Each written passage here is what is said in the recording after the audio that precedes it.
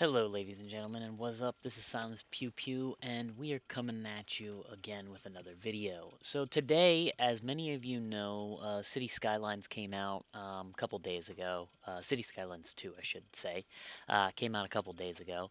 So we are going to be doing a video, probably a couple on that. It's just a couple things I kind of wanted to, show here. It's just like how, like, you can actually like get to the ground and just like admire some of the scenery. um, I'm flying around like crazy, but like look at the mountains with the windmills and these trees here. It's a pretty cool view. Just thought I'd say some stuff like that. We can really see some really cool scenery now with how we can react enact eh,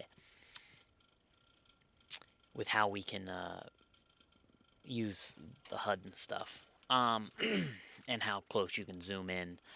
So, anyways, let's just jump into it. The main reason I'm making this video actually is because I was looking around on the internet to see if it was possible to make money um, exporting things.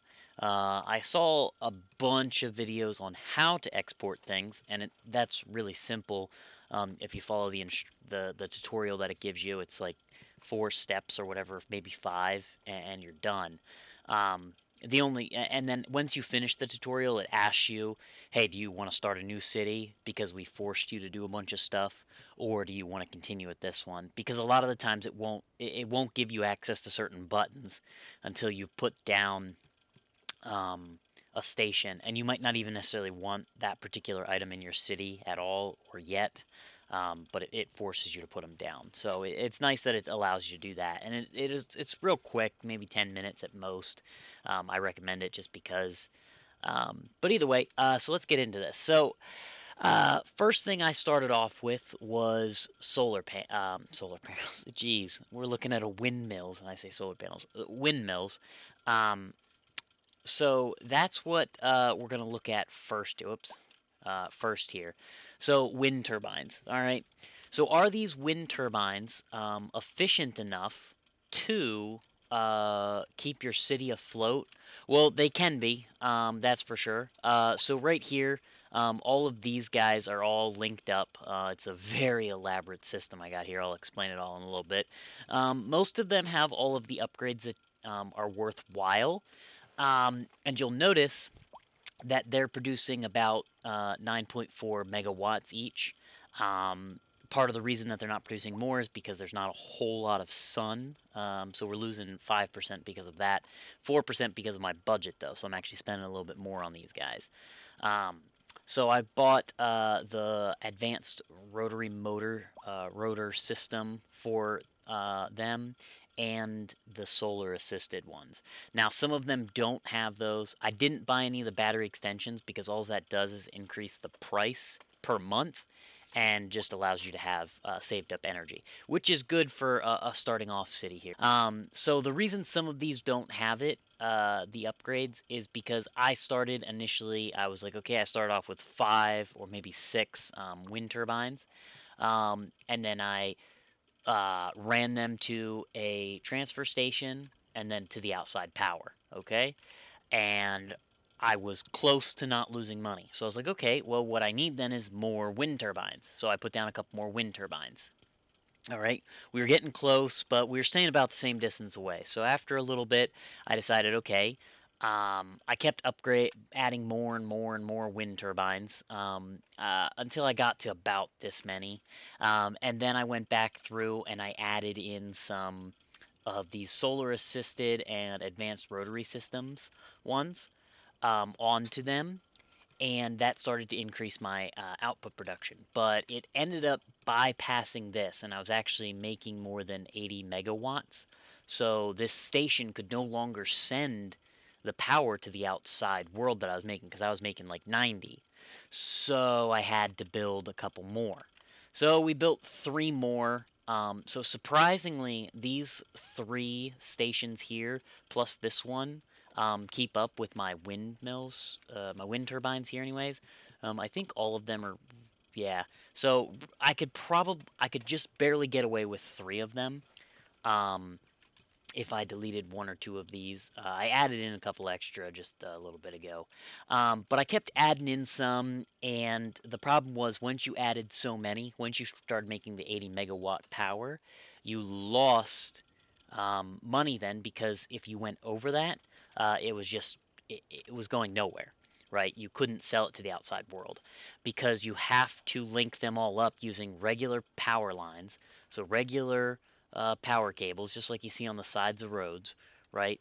And then that's how they come from the wind turbines. Wind turbines, then you send them over to the transfer stations. The transfer stations turn them into the big electric lines that you'll see alongside highways or cut through mountains and stuff like that. And then that is how you connect it into the outside power, right? So that's all running out there. But each one of these can only push 80 megawatts out, which is unfortunate. And it says so right there. And every time you do that, you add another 6 grand onto your monthly cost to continue to run these stations.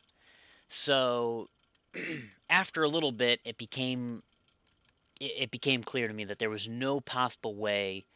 Well, there probably is slightly, but you'd have to be super efficient about it. And that's what I kind of tried to do here. So my outside power was right here initially. Okay, so I started linking up all my transfer stations right here. And I found out, for whatever reason, regular electric cables have no monthly upkeep cost, whereas power lines do. So the shorter or the longer I can make my lines out of these electrical cables, the better, rather than going through the power lines.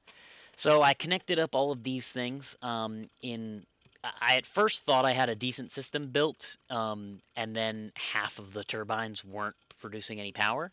So I added a few more lines, and then a few more lines, and a few more, and eventually I got to the point where it was finally fully running. There was some like back here that didn't have any electricity coming from them, and that's because it couldn't go. If it went this route, it would lose all its power would get up here and it would explode. Technically, it would blow up the lines if this was real. So that's why there's a lot of like random things. So like some of these ones that are dead, I could go through and cut now. I could just delete them if I wanted to, but I figured there's no reason to at this point. And also, if I decide to add on to this for whatever reason, um, then and power moves around slightly a different way. They're just some moose. I didn't know those were in the game. Interesting. Okay. Anyways, so when we were producing with this, we were always staying just about a couple grand shy. If I really, I do think that if you really, really, really tried, and could keep these always producing, the maximum. So like these ones are in the best possible wind zones you can get. They're all at 5 megawatts. My budget is slightly up. The reason that my budget is at 104% is because I noticed if you go to 100, if you're between 100 and 104%, the service budget gives you a modifier of +4. If you go to 106%, it's only a +5, and then every one after that is only another +1%. Every 2% of you that you increase your budget by, it only goes up by +1. So it's a small increase, but it's giving me an extra 0.2 megawatts a month. So, and when you have 15 of them, that adds up. So after I realized that that wasn't going to work, I paused all of them, paused all of the transfer stations, and went on to gas power. The main reason I never went that I'm skipping over top of the small coal plant is because running the math, there's just no way you're going to make money off of these small coal plants exporting to the outside world. You're just going to lose money. It costs way too much to run them. And if you can, I would recommend, realistically, I would stay away from the small coal plant unless you need it at the start of the game. And then if you do use it at the start of the game, I would also recommend don't hook it to the outside world. It's just going to cost you money because some people might say like, "Oh, I'm hooking it up to the outside world because I'm losing all this electricity," but you're actually gaining a bunch of money from government subsidies. And the moment you touch outside world with your power, your government subsidies plummets real quick. It'll balance out a little bit, but for the most part, you're going to lose money. I would actually recommend if there's no good spot on your game to get wind power, I would just connect um, outside power to you until you're able to afford a different type of electricity. The wind turbines, again, if you can get one, but I wouldn't build them really anywhere other than like places it says like 4. Like down here 2, that's no good. 5's up here, obviously. Um, like some 3's, you could do some 3's. I would stick in the high 3's. But other than that, I would recommend not going lower for sure than 3. So anyways, we went on to the gas-powered plant. Okay, the gas-powered plants that I have are producing 308 megawatts of electricity. They're only supposed to, from here, they say they're only supposed to produce 250 at six and a half, $650,000 a month. Mine produce almost a little over 300, mostly because of my employee happiness. And again, the service budget is mostly from the employee happiness. So again, that depends on how happy your city is. The only issue with these, and this took me forever of gameplay, I just let it on times 3 and then walked away for a minute or two. Well, minute or two. I mean, minute or two. It was like 20, 30 minutes. I didn't have any well-educated people because I just built a small little city over in the corner to be able to have population for them. Nice thing about wind turbines, you don't need workers. Neither do you need workers at the transfer stations. These ones you do. So this took a little bit longer than I anticipated to get up to this point because of this reason. So again, same thing. I started off with one, built a second one, and then built a third one. And I was staying just away from breaking positive again. And then I was like, okay, well, what if I turn on some of these turbines? Well, I clicked on one of the turbines. I put it on. It was like this, and I was like, oh, the upkeeps.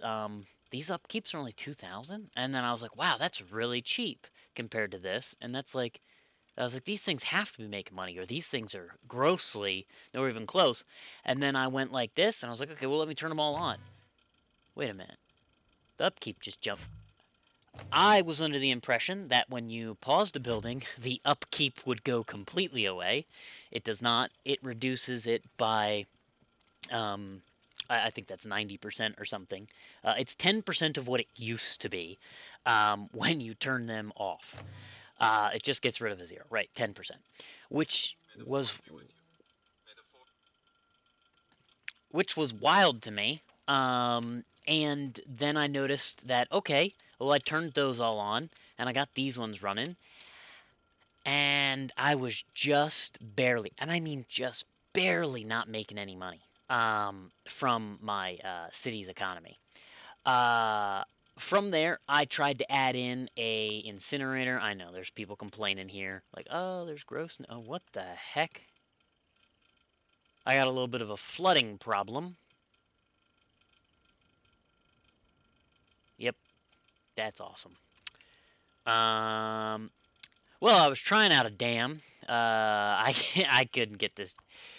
This dam keeps turning off. All right. Well, we're gonna pause that. Jesus.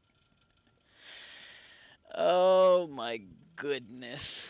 All right. I'm gonna load up the game again.